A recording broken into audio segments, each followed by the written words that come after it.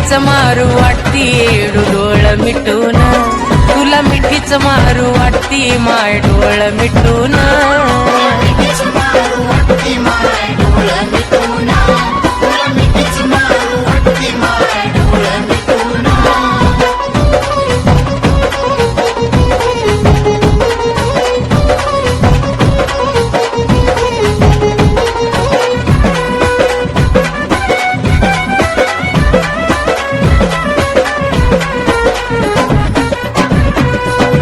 नको नको वाटत नाता नकोत, वेळेला ग माय माझ कुणी नाही होत.